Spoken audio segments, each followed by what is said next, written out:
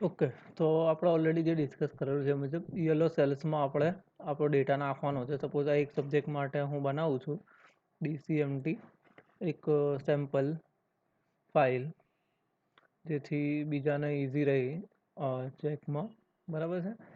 Subject practical PA DCMTમાં મારા ખ્યાલથી 60 માર્કનું છે અને થિયરી તો 170, મિડ 30નું. પ્રેક્ટિકલનું ESE જે છે ને એ 40નું છે. એટલે ટોટલ પ્રેક્ટિકલ મારું થાય છે 100. એ રીતના ટોટલ સબ્જેક્ટ ગ્રેડ થાય છે 200. બરાબર, આટલું અહીંયા આપણે ચેન્જ કરવાનું છે. ત્યાર પછી આપણે આવી જવાનું છે સ્ટુડન્ટની ફાઇલમાં. તો સ્ટુડન્ટની ફાઇલમાં આપણે જોઈએ તો academic year, map number, exam number, આ બધો ડેટા આપણે રિઝલ્ટ શીટમાંથી લેવાનો છે. એટલે આપણે જઈએ પહેલાં રિઝલ્ટ શીટમાં. આ રિઝલ્ટ શીટમાં આવ્યા પછી આમાં બધી બ્રાન્ચનો ડેટા એક સાથે હશે. એટલે આપણે અહીંયા શું કરીશું કે ફિલ્ટર મારીશું, ફિલ્ટર, અને બ્રાન્ચ ઓનલી 9 આપણે સિલેક્ટ કરી લઈશું. બરાબર છે. આપણું બ્રાન્ચ 9 સિલેક્ટ થઈ ગયું. પછી આપણે એકેડેમિક યરથી પહેલી 3 કોલમ કોપી કરવાની છે. એટલે આ 3 કોલમ આપણે કોપી કરીએ પહેલી.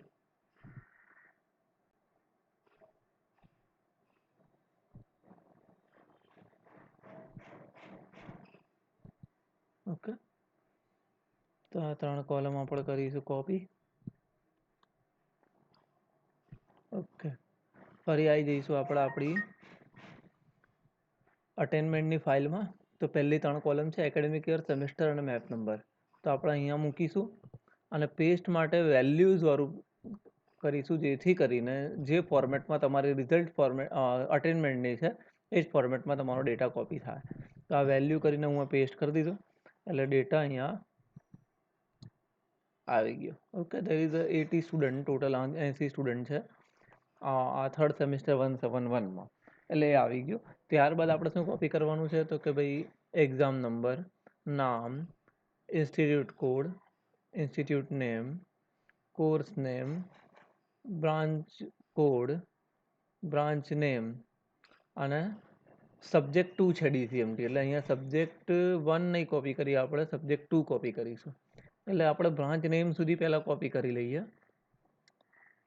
તો આપણી રિઝલ્ટ ફાઇલ ફરીથી એમાં આપણે એક્ઝામ નંબરથી કોપી કરીશું.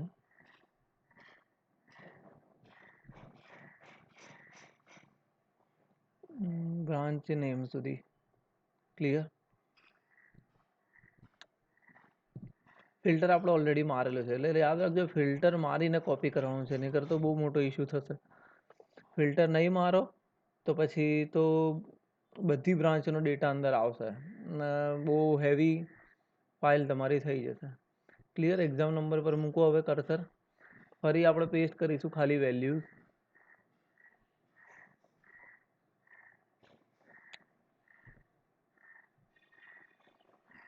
ઓકે, આ કોપી થઈ ગયું. હવે આપણે કરવાનું છે સબ્જેક્ટ કયો છે તો કે DCMT છે.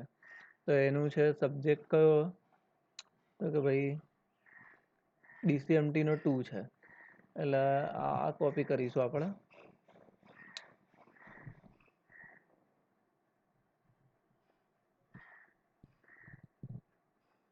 અથવા એક કોપી કરીને ત્યાંથી આપણે ખેંચી લો ઠેઠ સુધી તો બી ચાલે. જેવું તમને મતલબ કે યોગ્ય લાગે એવું તમે કરી શકો. ક્લિયર. આ આવી ગયો સબ્જેક્ટ આપણો 3 અને સબ્જેક્ટનું નામ છે DC મશીન એન્ડ ટ્રાન્સફોર્મર. એ બી આપણે તમે તમારી રિઝલ્ટ શીટમાંથી કોપી કરી શકો. એટલે આ રહ્યું. બરાબર, આવું બી એક આમ કરી શકાય. એક કોપી કરીને ત્યાં મૂકી દઈએ આપણે અટેનમેન્ટની સીટમાં. એક આ રહ્યું, પેસ્ટ વેલ્યુ કરીએ આપણે. આમ ત્યાં સબ્જેક્ટ 2 હતો એટલે ખાસ રાખું ખ્યાલ. આને બી સબ્જેક્ટ 2 કરીશું, આને બી સબ્જેક્ટ 2 કરીશું.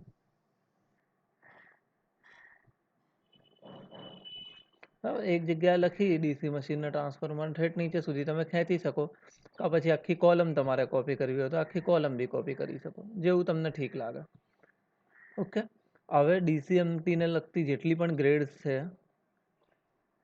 એ આપણે જોઈએ તો જીઆર, જીઆરઆઈ, જીઆર થિયરી એ બધી ઉચકી ઉચકીને આપણે અહીંયા કોપી કરવાની રહેશે. બરાબર છે. કેટલી ગ્રેડ છે? 1 2 3 4 5 6 ને 7. તો ફરી આપણે જઈશું રિઝલ્ટમાં, પણ હવે 2 નહીં, કારણ કે સબ્જેક્ટ 2 છે આપણો. બરાબર, યાદ રાખજો ડીસીએમટી તો તમારો સબ્જેક્ટની જે નામ હોય એ સબ્જેક્ટનું નામ જોવાનું કે સબ્જેક્ટ નંબર કયો છે અને પછી કોપી કરવાનું, નહીંતર બીજાનું રિઝલ્ટ તમારામાં આવી જાય એવી પોઝિશન થશે. એટલે જે બી કોપી કરો એમાં ખાસ કરીને જોવાનું કે તમારા સબ્જેક્ટનો નંબર હોવો જોઈએ, નહીં તો પછી ઇશ્યુ ઊભો થશે કે જેનું રિઝલ્ટ તમારામાં આવી જાય. તો પહેલાં સબ્જેક્ટ 2 જીઆર, એટલે આને હું ઉચકું અહીંયાથી આખી કોલમને.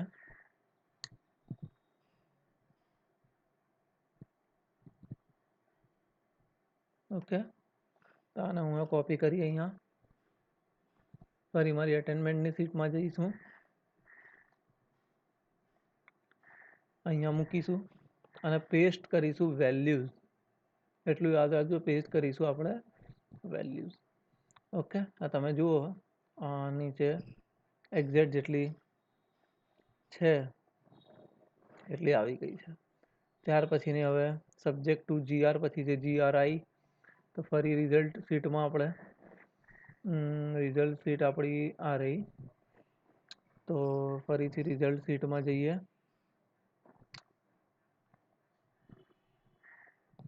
અને એના પછીનું જે આવે છે એને આપણે કોપી કરી લઈએ કોલમ આખી. તો આ છે સબ્જેક્ટ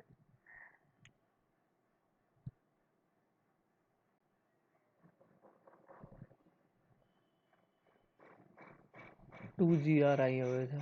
બરાબર, સબ્જેક્ટ 2, કારણ કે આ સબ્જેક્ટનો નંબર ખાસ જોજો, નહીંતર બીજાનું રિઝલ્ટ તમારામાં આવી જાય એવા પૂરા ચાન્સીસ છે.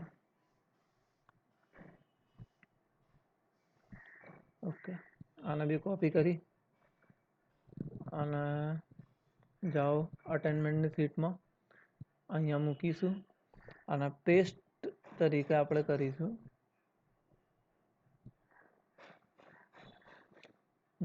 ઇશ્યુ થયો છે, 1 મિનિટ. અને અહીંયાથી આપણે કરીએ કોપી. બરાબર, અહીંયા આવીએ,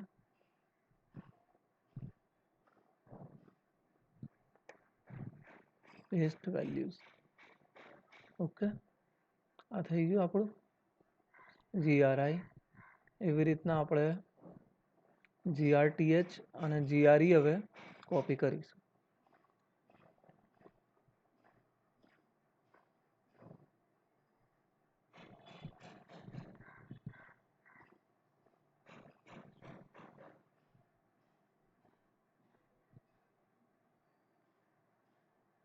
જીઆરઆઈ તો આપણે કરી લીધેલો છે કોપી, એટલે હવે આપણે કોપી કરવાનું છે જીઆરટીએચ. એટલે આને આપણે કરીશું કોપી.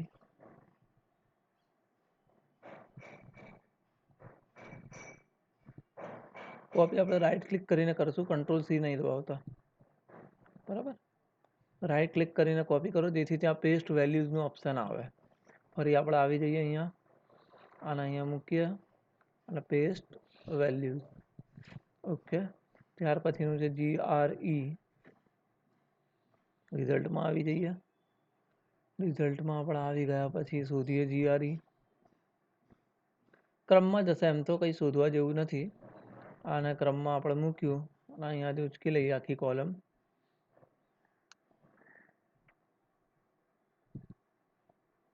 રાઈટ ક્લિક કરીને આપણે દબાવીશું કોપી, મૂકીએ જીઆરઈ પર, પેસ્ટ વેલ્યુઝ. ઓકે, સેવ કરતા રહેવું જોડે ફાઇલ, ને કરવો તો ડેટા જતો રહે. કોપી કરેલો અમુક વખત એવા ઇશ્યુ થાય, લાઇટ જતી રહી કે ગમે તે બી. બરાબર, હા, કે ડેટા મોટો કોપી કરીએ તો એટલે ઇશ્યુ છે. ફરી હવે જીઆરએમ છે, તો આ કોલમ ઉચકો આખી,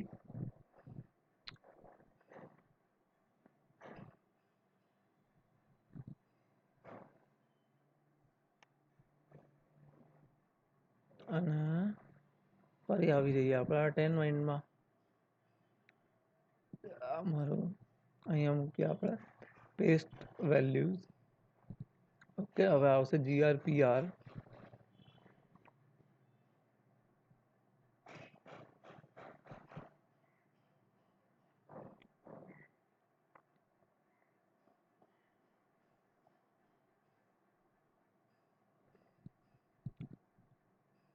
સબ્જેક્ટ ટુ GRPR. તો આના હવે કોપી કરીશું આપણે.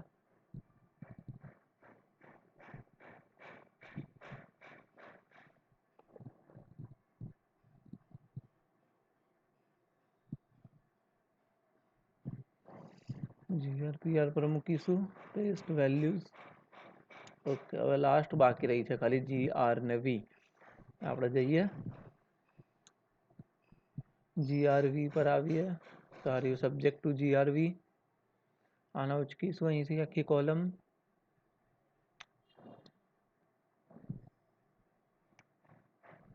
આના મારું કોપી. જઈએ અહીંયા સબ્જેક્ટ ટુ GRV પર. ક્લિયર? આ થઈ ગયું બધું મારું કોપી. બસ હવે આ સીટમાં આપણું કામ પતી ગયું છે.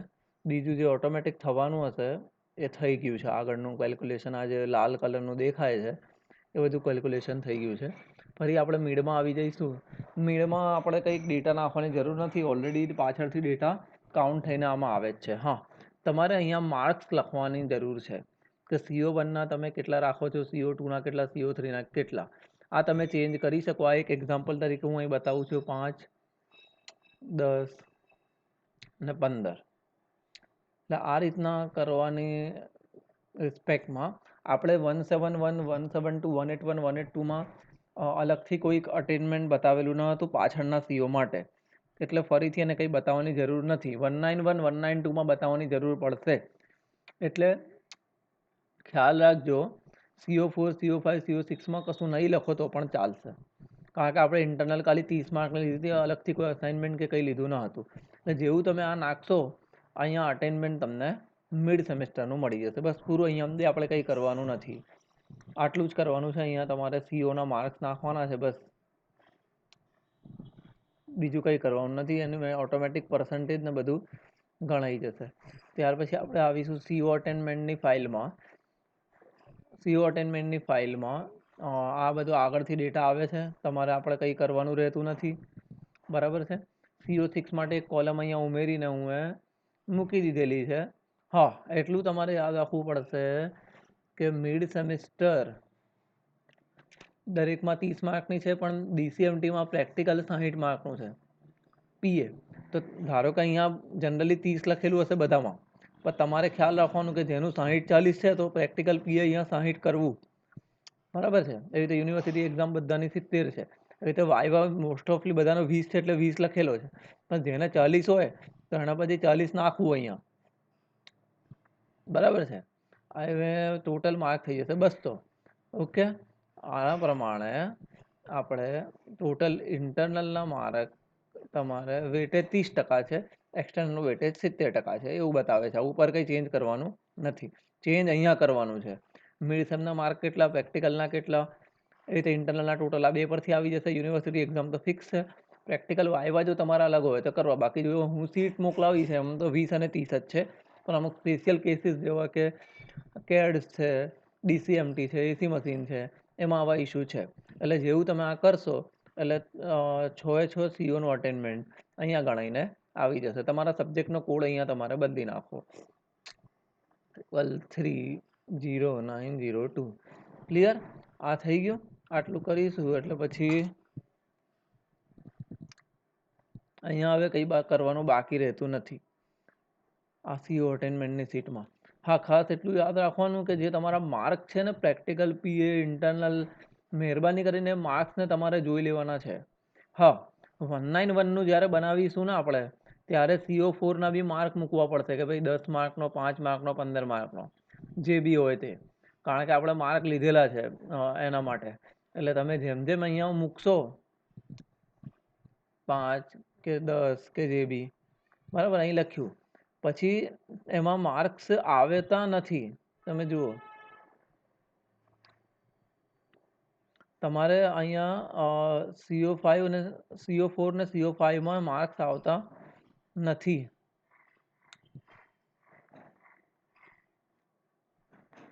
બરાબર, અહીંયા આપણે લખવાનું થશે 191 192 માં કે CO4 કેટલાનો, 5 કેટલાનો, 6 કેટલાનો, બરાબર.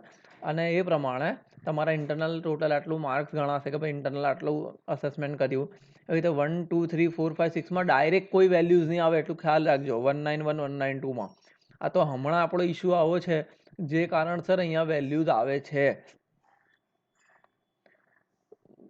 જેમ જેમ આપણે 191 192 માં જઈશું તો આપણે ઓલરેડી ટેસ્ટ ને બધું લીધેલા છે, એટલે આ બધા માર્ક્સ આપણે મેન્યુઅલી એન્ટર કરવાના છે દરેક છોકરાના, કે એના CO1 માં, CO2 CO3 CO4 CO5 6 માં કેટલા છે. 17 171 172 માં આપણો ઇશ્યુ એવો હતો કે આપણે અલગ અલગ લીધેલા ન હતા, એટલે આપણે શું કર્યું છે કે જે 30 માર્ક છે ને એમાં એવો ફોર્મ્યુલા એડજસ્ટ કર્યો છે કે જે તમે જેમ તમે લખો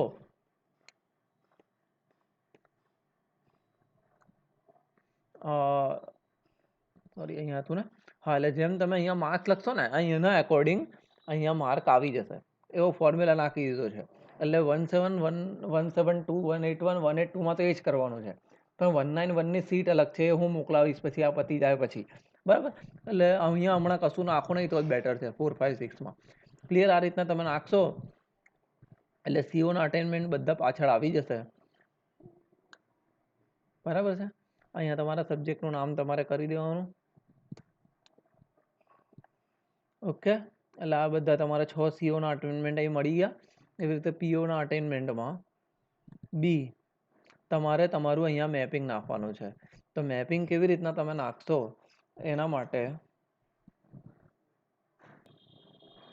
મેપિંગ નાખવા માટે મેં તમને એક ઝીપ ફાઇલ આપી છે, એમાં દરેકનું મેપિંગ લખેલું છે. હું બતાવી જ દઉં એક વખત આને ડાઉનલોડ કરીને, જેથી તમને આઈડિયા આવી જાય કે મેપિંગ કોપી કેવી રીતના કરવું છે.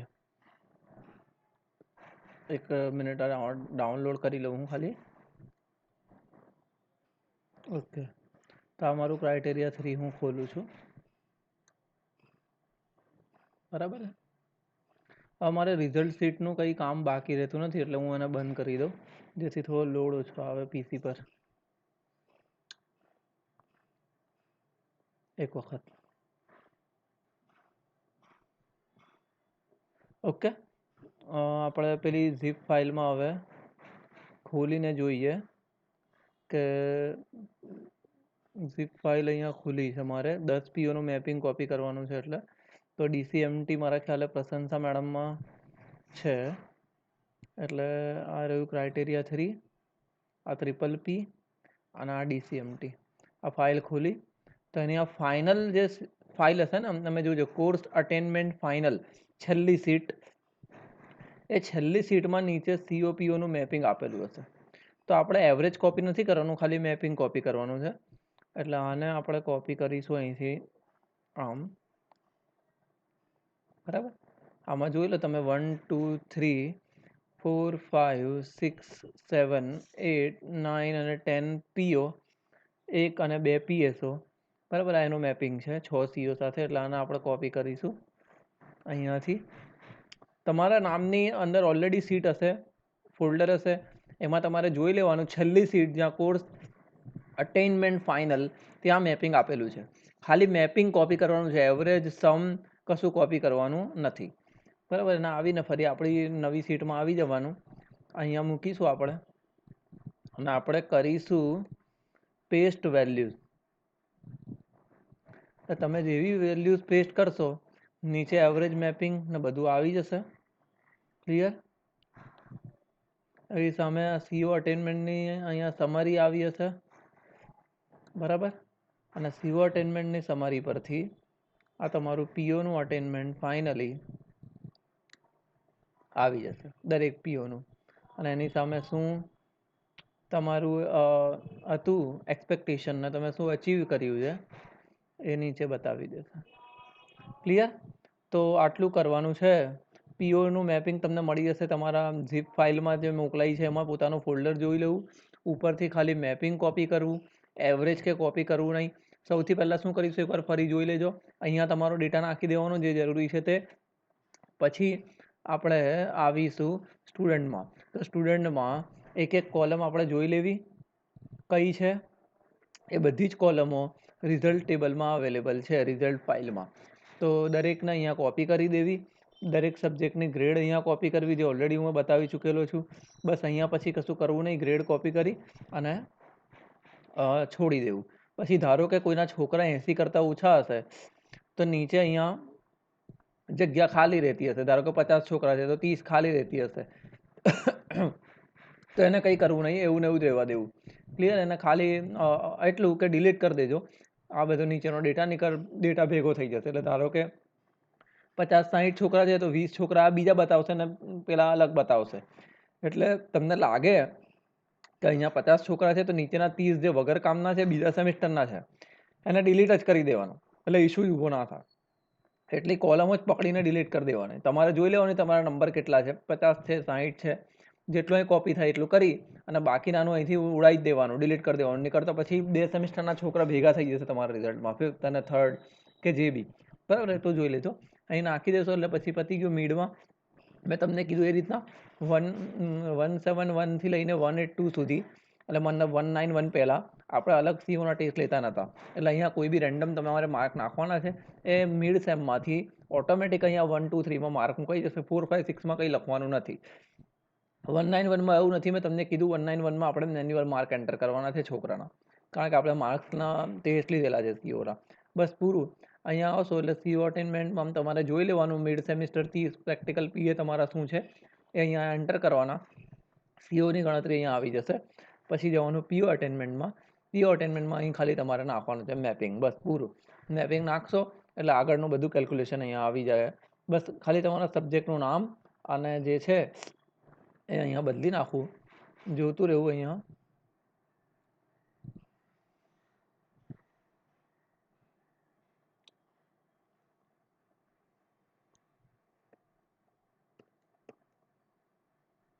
આ સબ્જેક્ટનો કોડ બદલી નાખવો.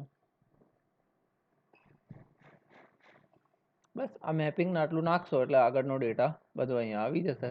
પછી આ ફાઇલને આપણે હવે કરી દઈશું સેવ અને ક્લિયર. આટલી વસ્તુ. Okay, thank you.